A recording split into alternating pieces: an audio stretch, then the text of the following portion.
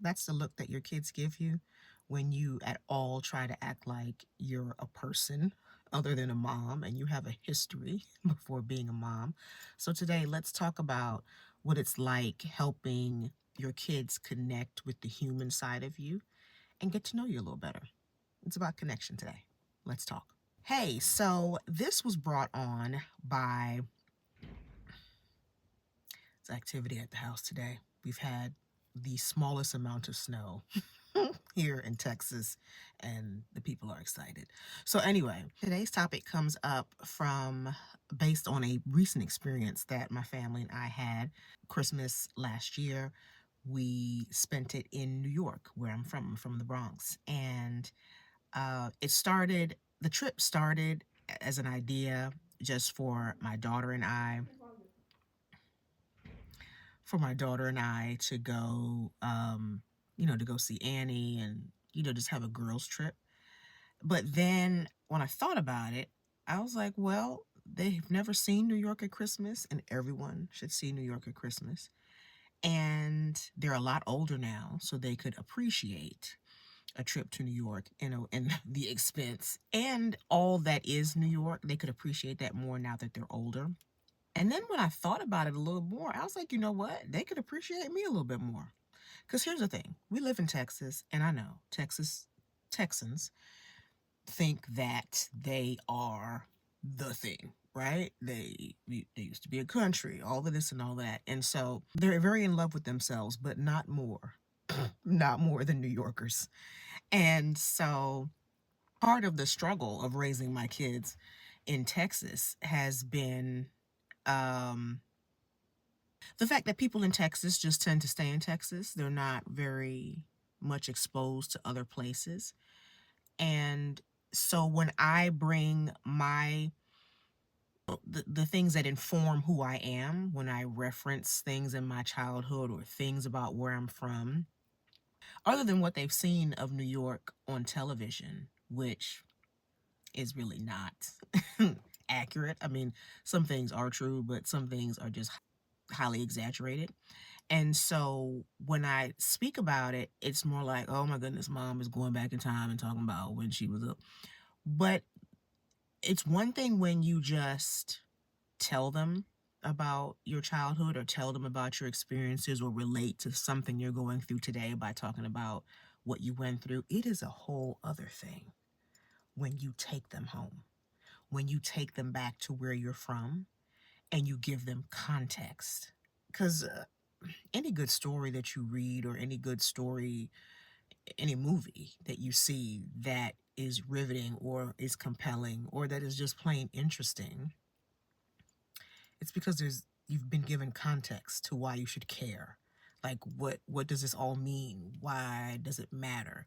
And when you take your kids home to wherever home is for you and you let them see the places that you walked and how far apart things were or how small things were.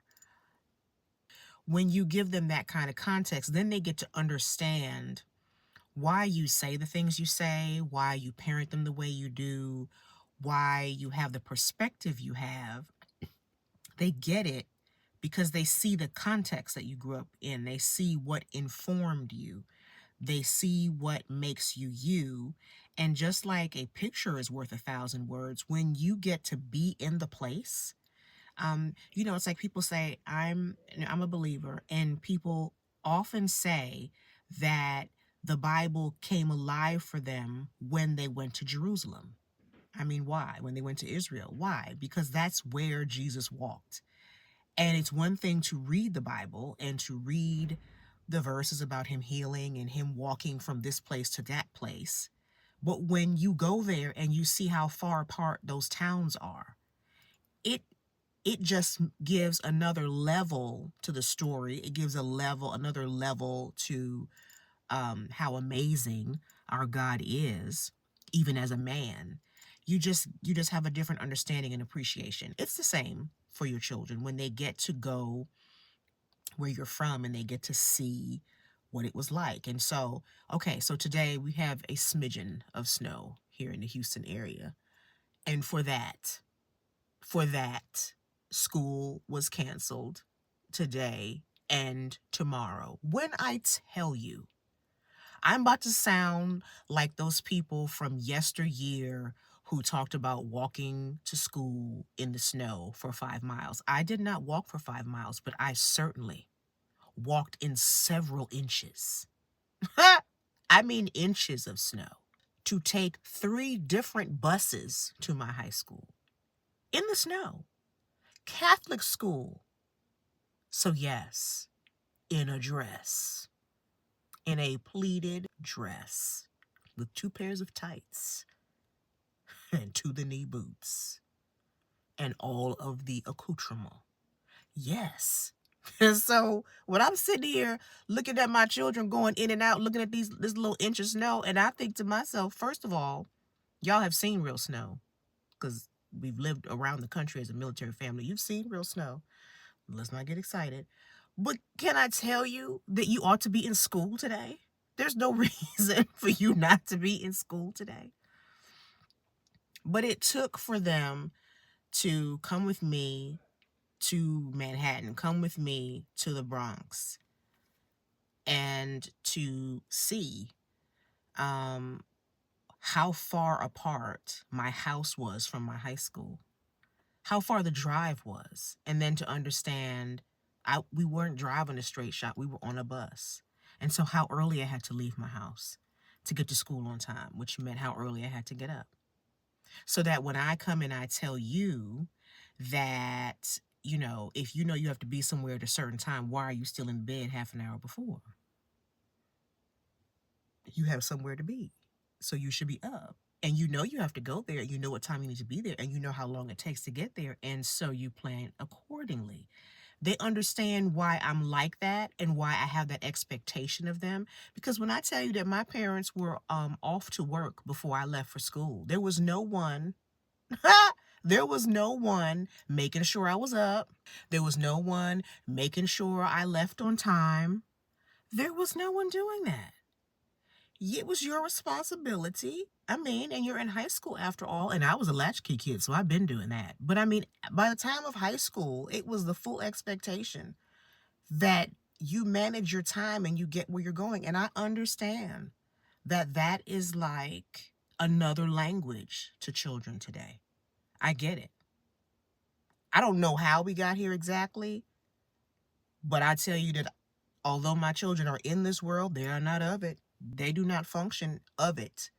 Now, I slack on some things, and they can have more leisure in their get up and get started than I had.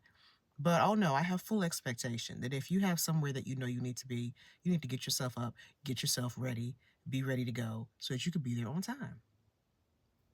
Because everybody before you did it. There's nothing wrong with you. You're not broken. You can't do it. But things like that, I can harp and harp and harp. I can say it till I'm blue in the face. But when you take them to where you're from and they ride the subway and they realize just the adventure that is, when they thought that because they live here in Texas where winter is usually mild, except for these last few days. We'll have a few days that are really, really cold, as if it's really trying to be winter. But winters here are generally mild. And so, most people don't have winter coats here. My kids do. Because again, I am from someplace and where there's cold, and because I want them to be children that travel. They're not like most children here who the most they do is go to Mexico. No, my children have traveled. And so you need to be prepared and need to have clothing for all the things. Your mama's daughter of immigrants and she's from New York. The concept of we travel is serious in this family. And so, yeah, to take them to New York and for them to think, oh, I just need this little light jacket, and me have to be like, no, you need a real coat. And for them to go and look it up or look up the temperature and be like, oh, well, it's not going to be this cold all the time. It will be that cold all day. and will be even colder at night. Oh, and to see them, when I tell you to see them, to see them the first night when they thought it's really not that serious. We can just walk around and we'll be fine. Oh, and to see them get it, and to see that the next night they put on all the layers. Oh, because mom actually knows. Oh, so when mom said, mom actually knows. So it was a lot of fun to take them home, especially at this age. They're young adults, they're teenagers. And all of the things I've been saying over the years, it was like a culmination. It was like one big aha. Oh, now I get it. Now I get why uh you're on the move. You got things to do and places to go. Now I get it, because everybody here is just up and down, up and down, up and down. Oh, now I get why you can be impatient. I'm still working on that, but it's like literally why I can be impatient is because I'm from a place where it's like, let's go already. Why are we still sitting here? Why are we still having this conversation? Let's go. Let's get into it. So, yeah, there's just a lot of context that your kids can get from going to where you're from, and whatever that is. If you're from a small town and now they are living with you in a larger city and they're so confused as to why you're so laid back and why you're just not in a rush and why you have a lot of, I have all the time, it's good, and they want to go already, and what's taking mom so long, that whole thing. Or why does mom want to know everybody? Like, she wants to know all of the people because she's from a town where she knew all of the people, and she values getting to know people and looking them in the eye. And although that's not the culture we live in, that is what she's accustomed to. That is what she grew up in. That's what she's been steeped in. This is hot chocolate, but I'm a tea girl. Excuse me. When your father is British, you grow up drinking tea. And so I'm a tea girl, and tea has to be steeped. To get the most flavor out of tea, you steep it. And where you're from is what you've been steeped in. That's where you were brewing for years and years and years, and it is what flavors you. And there just comes a point in your life with your children and your connection with them that for them to really understand you in a new way, for them to appreciate you more fully, for them to really get the flavor of you, it's beneficial for you to take them home. A lot of times you'll take kids home when they're young, especially if your parents are still where you grew up, and but they're really just experiencing your parents. Or even if they're going out and seeing stuff, they're not remembering. I mean, I took my kids to New York when they were much younger, and they vaguely remember things, but now that they are older and just have more context of what the world is like in general, this is just another piece of the puzzle of why I am the way I am, why I have exposed them to the things that I have exposed them to. It's why this whole trip started with the idea of taking my daughter to see Annie. Well, it's New York. And although Annie wasn't showing on Broadway, that is typically a New York thing to do. And I wanted to expose her to theater on that level. And so we ended up all going to see Annie. But, the reason I would have that sensibility to do that is because that's where I'm from. That's what I have been steeped in. That's what I have been exposed to. And so now they have understanding for why I'm exposing it to them. And ultimately, it gives them context for themselves. When they get context for me, when they get context for their dad, they're really getting context for themselves. They're really getting an understanding of where they are from, what informs them. It's not just the chromosomes that we have passed on to them. We've also passed on to them what we've gotten by nurture. And part of what nurtured us is where we are from. And so it was a lot of fun to take my kids to the pizza shop. I mean, there are a bazillion pizza shops in New York. And for them to go and understand why when I have a piece of pizza someplace else, I'm like, it's all right. Now they understand what I consider pizza. Now they understand when I talk about going to the bodega and when I talk about walking, I walked to get myself a slice, and then on the way back, I stopped at the bodega and I got my candy. And then sometimes I would stop and get a pickle. So the bodega that I went to is still there.